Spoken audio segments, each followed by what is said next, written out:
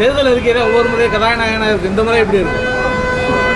தொழில்துறையினருக்கு நீண்ட நாள் கோரிக்கைகள் நிறையா இருக்குது. தேர்தல் அறிக்கையில் இந்த தடவை கோவை தொழில்துறையினரை போன தடவை மாதிரி நாடாளுமன்ற தேர்தலின் போது அமர வைத்து பேசுவது போல அவங்களோட ஒரு ஆலோசனை கூட்டம் எதுவும் நடத்தப்பட்டிருக்கு. நிச்சயமாக கோவைக்கு தேர்தல் அறிக்கை குழு அமைச்சர் இங்கே இருக்கக்கூடிய நிர்வாகிகளிடம் கலந்து பேசி தேதியை முடிவு செய்துவிட்டு நிச்சயமாக இங்கே இருக்கக்கூடிய தொழில்துறையினர் அது மட்டும் இல்லாமல் விவசாயிகள் என்று பல்வேறுபட்ட தரப்பினருடைய கருத்துக்களை கேட்டுத்தான் இது முதலமைச்சர் எங்களுக்கு தந்திருக்கக்கூடிய அறிவுரை என்னவென்றால் இது மக்களுடைய தேர்தல் அறிக்கையாக இருக்க வேண்டும் என்பது அவர்களுடைய எதிர்பார்ப்புகளை சொல்லக்கூடிய ஒன்றாக இருக்க வேண்டும் என்பதுதான் கருத்து.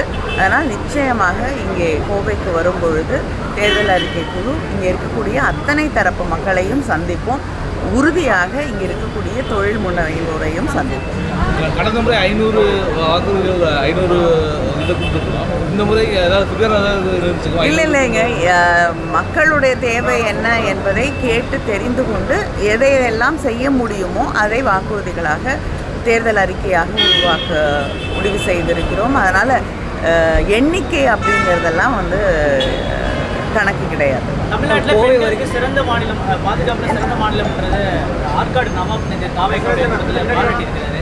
ஆனால் அவங்க எதிர்மறையான விமர்சனம் தொடர்ச்சியாக வச்சுருக்காங்க பாதுகாப்பில்.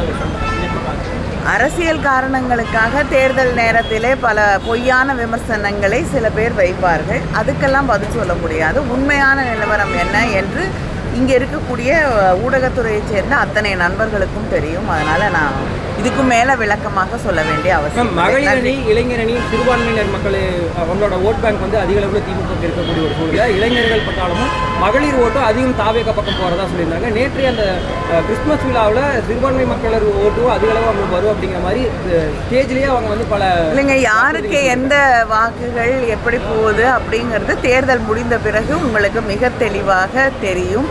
நாங்கள் நிச்சயமாக உறுதியாக இருக்கிறோம். அடுத்த முறையும் நம்முடைய திராவிட மாடல் ஆட்சி தொடரும். முதலமைச்சர் தளபதி அவர்கள் முதலமைச்சராக தொடர்வார்கள் என்பதிலே எந்த சந்தேகமும் இல்லை. தேர்தல் அறிக்கையில் ஒவ்வொரு முறை கதாநாயகனாக இருக்குது. இந்த முறை எப்படி இருக்கு? செய்திகளை உடனுக்குடன் தெரிந்து கொள்ள கீழ்கண்ட கேபிள் மற்றும் டிடிஹெச் நெட்வொர்க்குகளில் எம்நாடு செய்தி தொலைக்காட்சியை காணுங்கள்.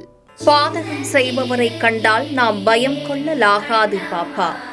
மோதி மிதித்துவிடு பாப்பா, அவர் முகத்தில் உமிழ்ந்துவிடு பாப்பா. அண்மை செய்திகளை உடனுக்குடன் தெரிந்து கொள்ள இணைந்திருங்கள் எம்நாடு தொலைக்காட்சியுடன்.